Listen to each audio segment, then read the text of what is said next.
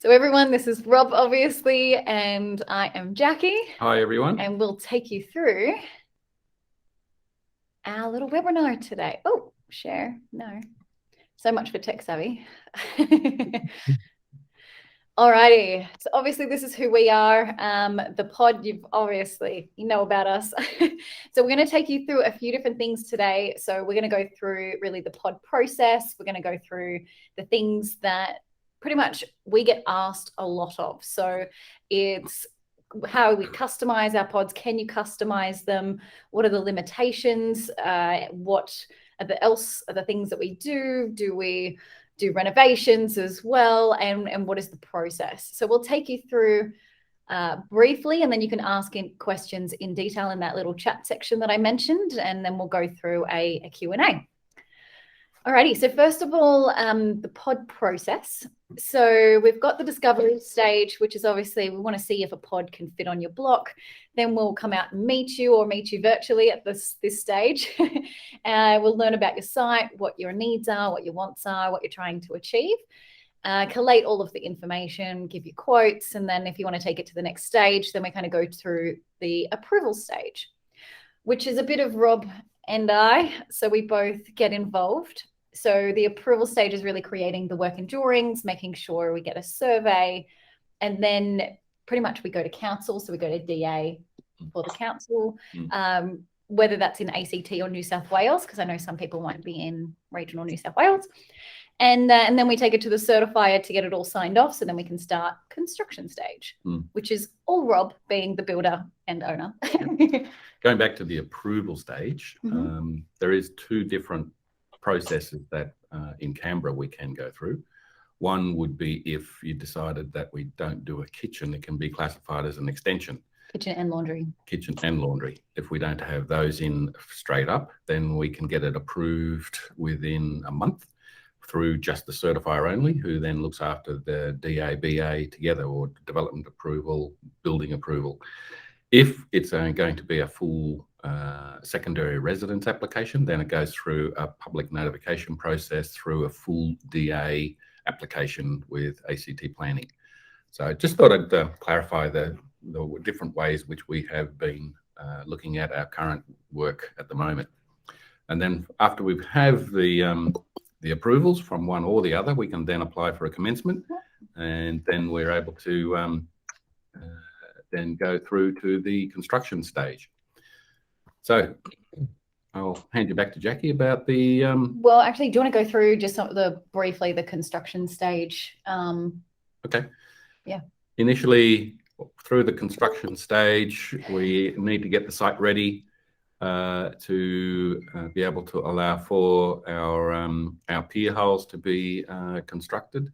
So we send the surveyor out, so it sets it out in accordance with the approved plans. Then the surveyor marks it out for us to be able to then us to drill pier holes to then set the concrete pad footings in place.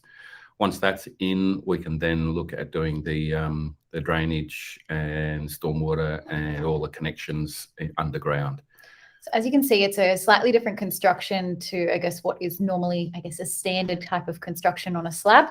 It's on really like a steel frame. It's steel like posts that are bolted onto the concrete pads that Rob was just mentioning. And then it's a lightweight, really, construction from there. Yeah, so subfloor is all steel. So again, we don't have issues with termites then as well. Yes, it's handy, especially in Canberra. We've been hearing lots of stories about that. Yes. So, Oh, yeah. So then once we get to that floor level, we can then start to construct frames and walls, roof, and then everything starts to happen quite quickly after that. So, you know, this is because it's basically like a Meccano set where everything just is, I guess, long story short, it takes about 12 weeks for the construction process. We use the same team on every pod at this stage. We currently do 5 pods at any one time. So, and because we use the same team, it's just one onto the other, usually with like a 2 to 3 week gap, so that we can stage everything and plan things for deliveries. At the moment, there is some delays with, steel and timber. And as you've heard, there's probably shortages. You've probably heard that there's shortages. So at this stage, things are taking a little bit longer for approvals and for the products to get delivered on site. But it's just, we're working in the background with a lot of our suppliers to make sure that doesn't affect us. But it's just good for everybody to know what's kind of happening at the moment with COVID. All right. Then we've really got handover stage, which is certifier comes in, gives us the tick of approval, and everything is good in that regard. Then we walk through with the clients, do any defect checks. We've got a 90-day maintenance period. And really, we look after our clients in the sense that if there is something wrong, or if there isn't any kind of issue, or if there's any kind of concern, you guys are become like family to us. So obviously, you know where we live. We're not going anywhere. No, you will. And yeah, we just want to make sure everyone gets looked after. Yep. So we recently had a client that had a 4-year-old pod, and someone went in and put in a TV antenna, and we still went back and fixed up a roof leak, which he was very happy that last night that we did it just before that rain hit. Yes. So he sent me a message this morning saying very happy, didn't come through. So yeah. And then we've got really the next stage is we get a lot of questions for people that are saying, what can you customize? Can we change the walls? Can we change this? And it really depends on, as Rob said, how you get it approved.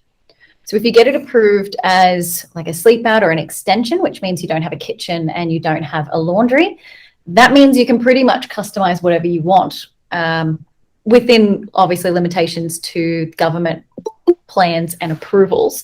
But as a secondary residence, we're actually quite limited on what you can do to change, our designs. So we've designed each of our pods to be fully disability compliant in the sense of it has very minimal changes to make it fully compliant.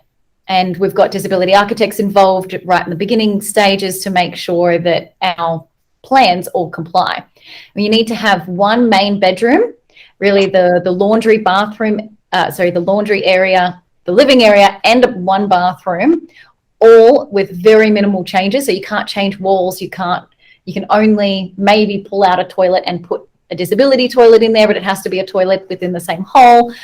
There's a lot of things that we had to look at to make sure there were very minimal changes. But the second bedroom, second bathroom, you can really make an ensuite. You can change the size. So there are things that you can customize and change within the layout.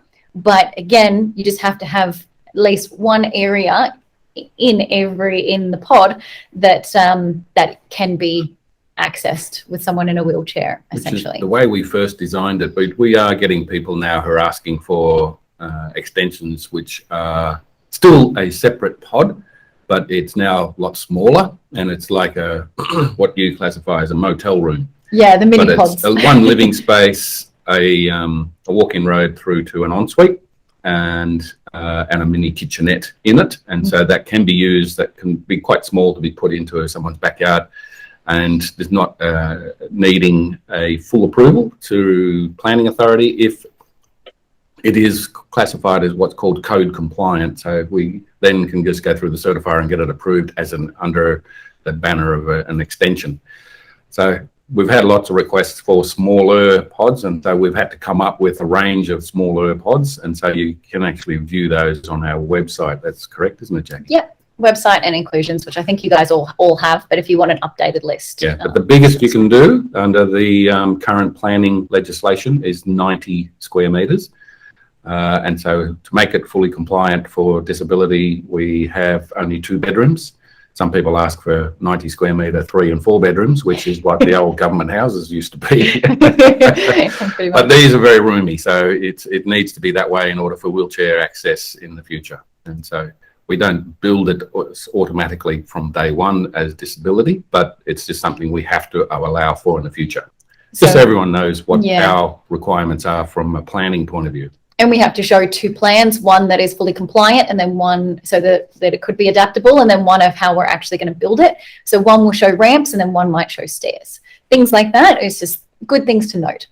In regard to inclusions, honestly, you can choose whatever you want. Some people on this call know exactly what I mean by that. In other words, you can upgrade. We do AEG kind of appliances at the moment. So if you want to upgrade to Miele or Bosch or everything all black, you can really do whatever you would like. Again, it's just money, as we say. If there's any questions being asked yet? Yeah, in a moment. Okay. We'll jump to that. Sure. If you don't mind. And then materials, ultimately, we've kind of tried and tested all of our materials, and we've gone through what we like and what we don't like and what works and what doesn't. So you can choose if you have a particular type of material you'd like to use. Some people choose like different decking. Maybe they want Jarrah, or maybe they want composite instead of the Merbau that we usually use.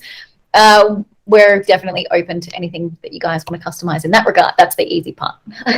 My joke internally was always, what colors do you want inside? And as far as the kitchen and tiles, and I always used to say, you got 3 choices. You got white, white, or white. And so that's where our standard is, but that doesn't limit us to being able to make little changes to those sorts of things. So clients do have special requests sometimes, and we don't have a problem with that. Exactly. So we've already really discussed the size of 90 metres squared as a maximum in ACT. In New South Wales, it's 60 metres squared for a secondary residence. Again, these things can change, obviously, if you're potentially doing a dual occupancy or if you are doing like a sleep out extension. So just get in touch with us if your needs and wants are a bit different. Then we've got the setback requirements. So we've got a great blog on this going in detail, but on a basic level, it's 3 metres from the rear boundary is really the minimum that you can go. Some even like a little bit further, but we'll discuss that in a minute. And then you got 1.5 from one side boundary and usually 3 metres from the other if you've got any easement on your block, which most blocks have. It's pretty rare to not have an easement, I guess. Yeah, the government want their access to the back. Exactly. Do you want to touch on energy efficiency? Now, energy efficiency is going to change next year, where all residential property, doesn't matter what it is, must comply with a minimum 7-star rating. So currently it's 6-star, which means everyone's going to have to lift up their game, including us, of course. So we have lots of issues. As you know, with our pods, you can see very large sliding door units that let a lot of light in. And if we are facing that set of sliding doors, west or south, then you can imagine that we have squeezed a 6-star rating out of it by adding sails or reducing the amount of glass or increasing the quality of the glazing, which obviously has a cost effect. So those can be something that will change our design as far as the external appearance, because we may have to reduce the size of window just to get it to rate. Next year, I see it getting worse in that we'll be looking at like UPVC windows and any kind of outhouse or anything that you do as a secondary residence is going to have to comply with the 7-star minimum efficiency rating. So that means like electrical booster, hot water systems. They're going to look at all of your appliances. Skylights, which are kind of our feature, actually are like a bit of an energy deficiency, so that's a bit of a shame. So we're gonna be looking at a few different things, but the main thing about energy efficiency is try to face it north as much as possible. The northern range optimum is I think 16 degrees east to 10 degrees west of north is the optimum from our point of view to be able to get a very good energy efficiency. Otherwise, we end up moving sliding doors around the side of the living space rather than the front, or just we can play around with the like with the design or with the windows and things like that. Add north windows, but it's just been something that's coming up a lot lately. That people are like, oh, I want to put a pod there, but it's facing completely west, and they're like, oh no, I don't want to look into neighbours' yards. But then they don't want any north-facing windows, so it makes it actually our lives a little bit difficult. We might have to up-spec the original house to make it comply if it's like a sleep-out extension, or we just need to up the requirements of a pod if it's a secondary residence. It's one of the anomalies of the way the energy efficiency system works, that if we treat it as an extension, even though it's a separate building, they can get it to pass if the existing building, the residence, has a high rating, and so it's combined as a one application through the way the program works, and then that way you can get it to pass. But Trouble is we're in older areas often, and so we're dealing with older houses which have to be upgraded to make it energy comply. efficiency. Too expensive usually, so we've just got to make the pod comply the best we can. We usually up the pod and then it's much less cost. That's for all class 1 constructions. Now, class 1 is anything that is of a habitable space under the building code. So class 10 is like a garage or a studio or a workshop or anything like that can not require a energy efficiency. So, but then you may be wanting to get that rated just for the purposes of being able to use it the way you want to use it. If it's a home office or something, I'd want it warm, but then that's just me. Yes. And essentially for budgets, it can be a limitation. So obviously we have like our pod costs, but then there are connection costs, which if you're on a rural block and we have to connect 20 meters, that's going to cost a fair bit more. If you're on a, residential block and it's, a few meters away, it can be a lot less. So if you need to upgrade your existing meter box, if you need to put the electrical lines underground, phase, the triple phase, exactly. So there is some, like if there's existing plumbing problems of the main house, sometimes we help out and do both at once. But it's just something to make sure that your budget of what you want to spend and know what you're getting for that budget in order to kind of take it to the next level. And I suppose on budgets, what we're trying to say is that if we sign a contract for a price, there are no variations to that unless you make them. It's not anything we'll come back to you with. So once a price is locked in, that is it. Indeed. So what else do? We seem to lately been getting everyone asking what else, can we do this? Can you add a carport? Can you do retaining walls? Can we add a garage? Can we do a connection from the house to the pod, like a glassway connection on, Grand Designs? And really the simple answer to that is yes, we can do whatever really you want, technically, or he can do whatever you want. It's obviously we even have been doing helping people with their extensions or little fixes in their house if we are building a pod, but we won't really do extensions if we don't do a pod as well, because our pod is the main business and that's what we want to focus on and that's what we want to help people with. So that's definitely our main focus. But yeah, everything else. I think enclosing the subfloor, tree removal I had, outdoor spaces is all in here. So it gives you a good idea of what else we can do. So I'm going to just exit out of here for a minute and see if we have any questions that have been asked. Awesome. So what fire rating do you build? So we've got, I'll let you take this actually. Okay. In any residential build, it has to comply with the building code as far as a fire rating for any residential property.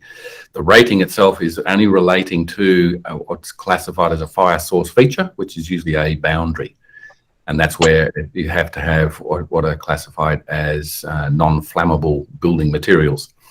So a lot of our products are kind of like a BAL 29, but then like in Wombine we had to do the BAL 12. That's a separate issue. Okay, I'm just going on standard residential blocks at this stage, but otherwise the pod itself doesn't actually have a fire rating as such, unless we go into rural situations where we're in the country and we do have a site which is prone to fire, and then those sites by the local council are given a minimum BAL requirement that is required that you have to comply with. And we had one recently in Womboyne where we had to do that. And so the way we built the pod already did comply with the BAL rating out there, which was just the minimum requirement. I think it was BAL 12.5 or something like that. Something like that. We have got the ability to go up to a BAL 29 for everything. For everything. And so that is... that's possible. As soon as you start going to down the coast and going to like a BAL 40, we're going to have to up spec our current materials, which means obviously there's an additional cost to you guys. But it can be done. It can be done. Yeah, Yes, it's anything can be done. It's just money, right? it is just money. So hopefully that answers your question. Okay. Can the pods be primary dwellings on rural blocks? Answer to that is yes. So a pod isn't specifically designed as only a secondary residence. It can be the main residence and then therefore we're not restricted to 90 square meters either. Yes. If it's a main residence, we just build it out of the way we make it look, and we can make it as big as you like. We can connect 2 or 3 pods together if you wanted to and make it into a very glamorous house with an internal courtyard. Yes. It's up to you. The one thing the one thing I would suggest that if you're ever going to do a dual occupancy, or if you're ever allowed to do a secondary residence on a rural block, then you kind of want to do the main house probably as big as possible if you're looking to do something else in the future, just because you're allowed either 60 meters squared as your secondary residence, or it's like 33% of the main residence. So if you have a large main residence, you could get up to 90 or 100 meters square for a secondary residence if it's rural in New South Wales. So it depends on your future plans, but I definitely recommend on looking at all options just in case. And off-grid available for all models? Well, there's off-grid for like solar, and yes, that's 100%. Yep.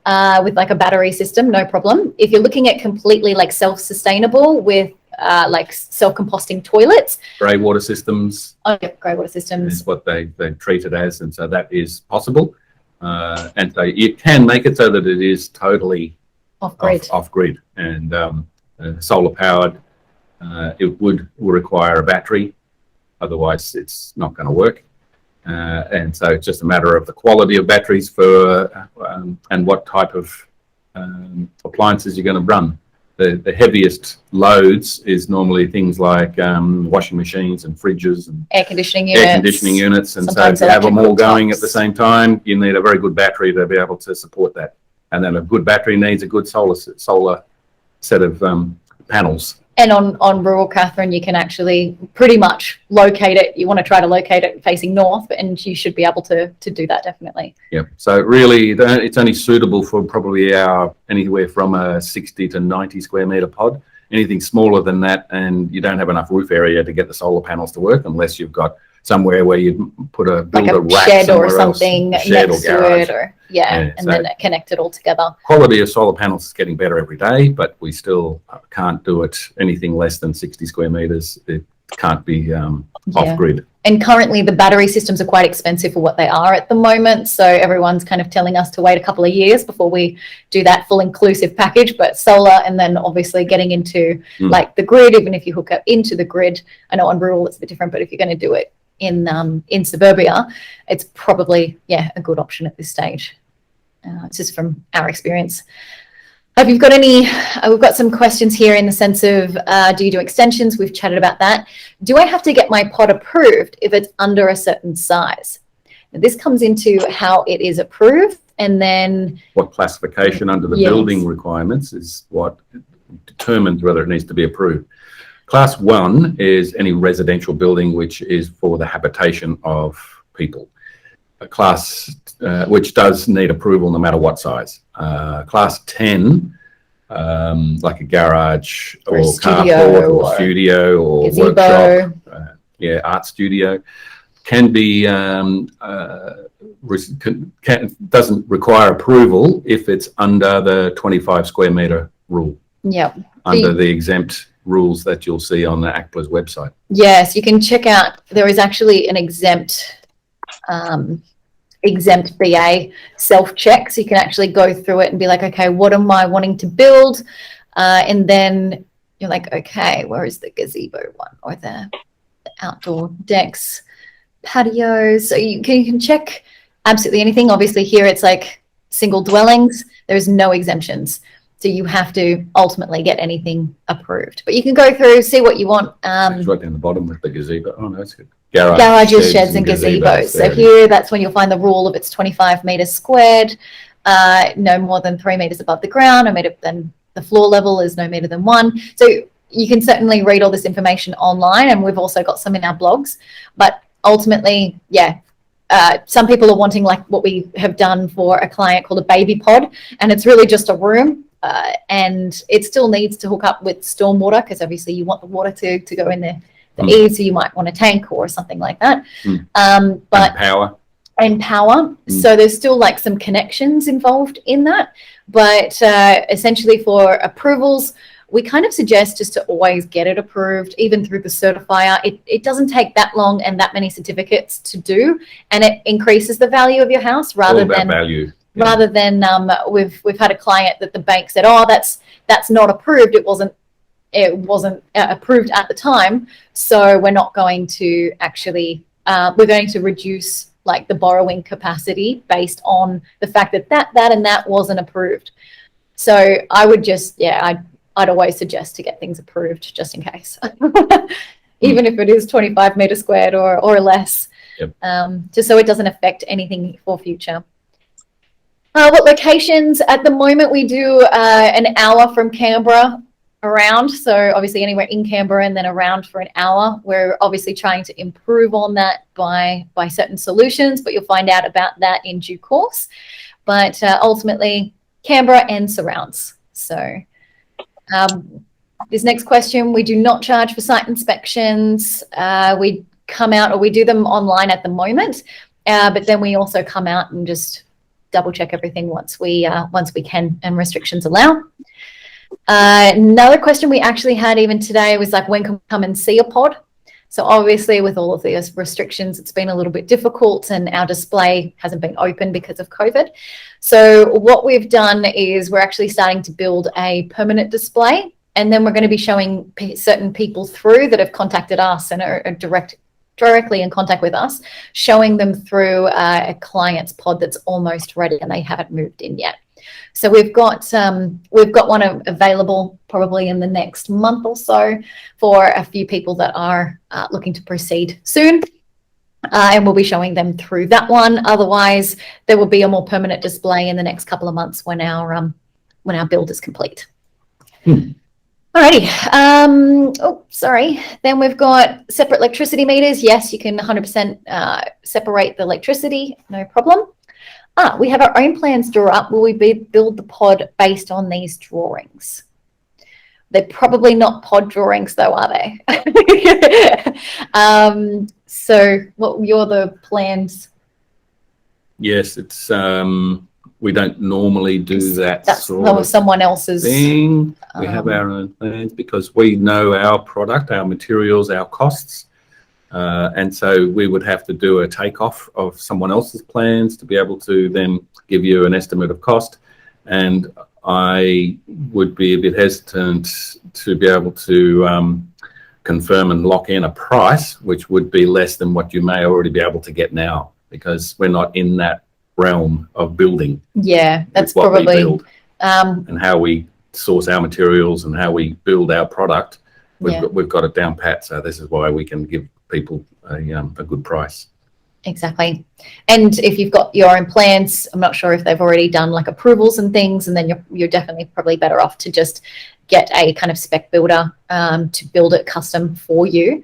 Otherwise, I mean, we can help. If you send us what you have, we can give you advice or send you builders that we know that we've worked with in the past that we know are good, and we can help you out there. Or if you want to adapt the plans to put a pod in there or our kind of design, then yeah, we're more than happy to help out in that regard.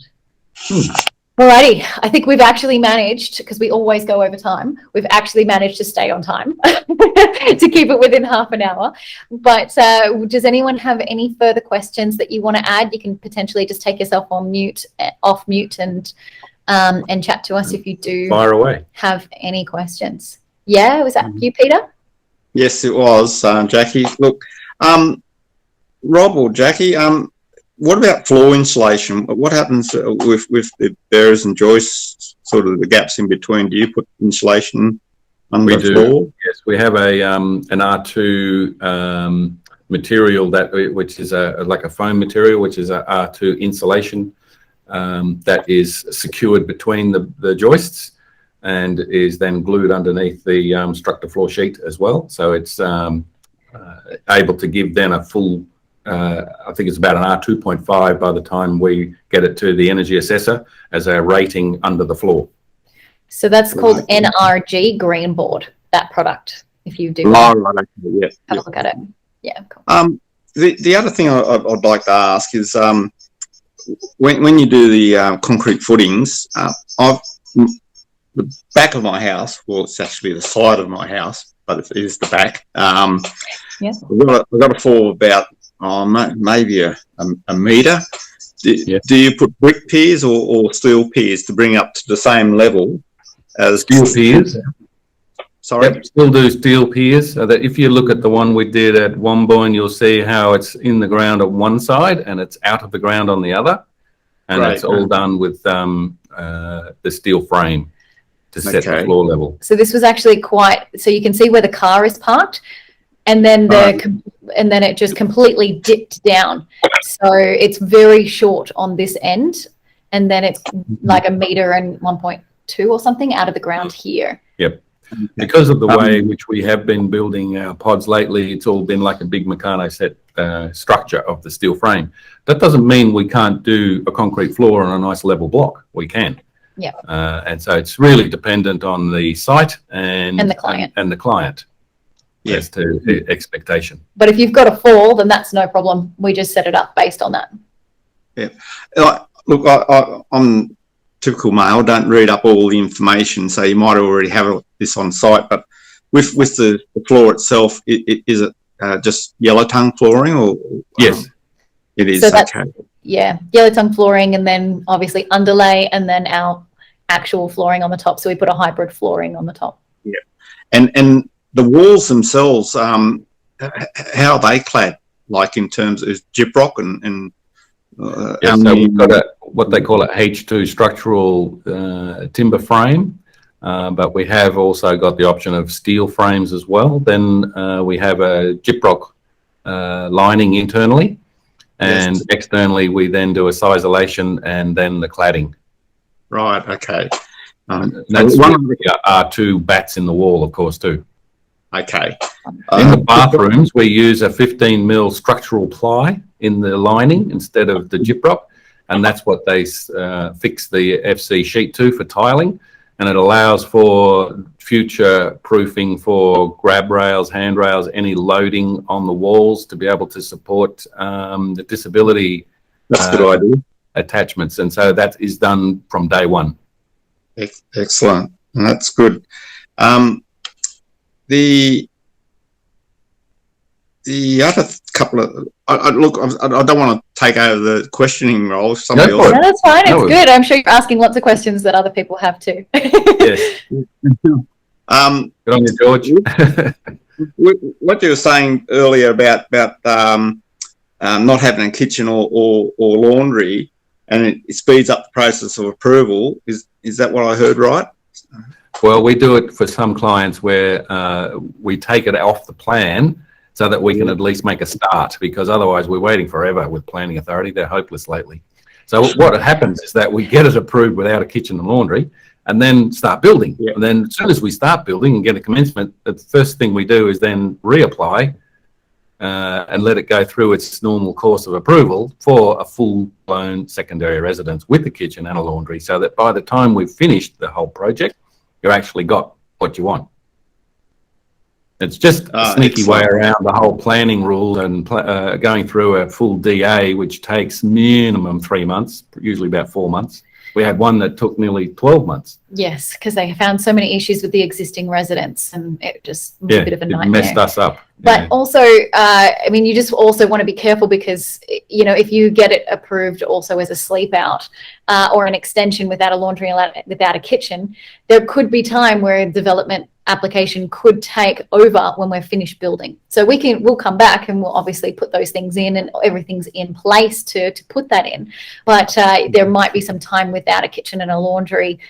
So just so you know that could be a possibility. And you could run into a problem where all the neighbours complain, and you might get not approved as a secondary residence. Very unlikely, but it's always possible. A possibility that you got to just run that risk. Look at the worst case scenario. If you're okay with that, then you can keep going. You factor that in, don't you? Exactly. Now, where I propose to put this particular pod, like 2-bedroom, 1-bathroom one, was at the back of the house. As I said, it's sort of like a side of the house, but it's at the backyard. Yep. To butt it up against the existing brickwork, is there a problem with that? And the reason why I ask is that I wouldn't mind knocking an entranceway, like a doorway, into the pod. Yep. I know everything's possible, and there's additional costs. I appreciate that, but how worse would it get in terms of cost and the logistics of doing that? Logistics not a problem. It's just an alteration in the plan and the way it's approved. Costs is something which we just adding in an extra doorway. Yeah, it really depends on what you want it made out of and how fancy you're looking to go. It could be quite simple. Doesn't sound like an expensive thing you're talking about, as far as we're concerned. In relation to the size of the pod, it's minimal. Yeah, well, I was sort of I leave it up to you when you do the site inspection. When you have a look at it, it'd be under the existing eve of the house itself, I think, with your roof profile. But again, you're better at. I can't even measure my own waistline, I suppose. Okay. Usually when we add a connection from the house to the pod, it usually does affect like the eaves in the main residence and with a roof, right? Yes. It just depends, because we don't know his circumstance. Yes. So if it's on a blank gable wall and we're going to just butt it up against it, that should be fine. Yeah. We have to come out and have a look and see how we tie it on, which means then it may be treated as an extension to start with, and then we can get that then reapproved during the process if time is an issue. If time isn't an issue and you're just happy to wait the 3 or 4 months for approval time, we'd build in accordance with what is the approved plans. We also need to make sure it's fully compliant with the secondary residence for when and if you do want it approved as that later down the track. So there's certain things that we can and can't do during, as an extension if you're trying to get it approved as a secondary residence. Yeah, because an extension doesn't require an additional car space, whereas a secondary residence does. Yeah. Right. Yeah. That's what I was wondering whether it would be classified as an extension or just the pod in its own, even though it's got a common door sort of thing. We've had some clients that we've built for that we've done it as just a sleep out, but they've gone in later afterwards and added their own kitchen to make it so that it is able to be a separate livable quarters. I guess the issue with that is that you just want to make sure that you kind of, if you don't get it approved as a secondary residence, or if you put kitchen and cooking facilities inside, something that's not approved to have that, if it burns down, your insurance won't cover you. That's right. Yeah. Probably this is not the forum, but to ask you this, a friend of mine, they had a house built, and under the sort of building regulations, he could only build a certain size house, but they had no regulation on the size of storage area. So he found a loophole and said, well, because I said to him, I said, I thought, when I looked at the house, I said, probably this is a lot bigger than what's should be approved. And he said, yeah, it's all storage. Yeah. Okay. Yep. No, I know there are a few loopholes like that. So, all right, I'll talk to you about that later. Yes. You still got to be able to afford it. Yeah, definitely. Yeah. That's all I've got to ask. Thanks very much. Yeah. No problem. Yeah, Great to answer your questions. Pleasure. And if anyone has any questions, feel free to either email me. I'll be sending you an email after this just saying thanks for your time. And if you have any questions, just let me know. Otherwise, have a great afternoon, everybody. And we'll see you soon.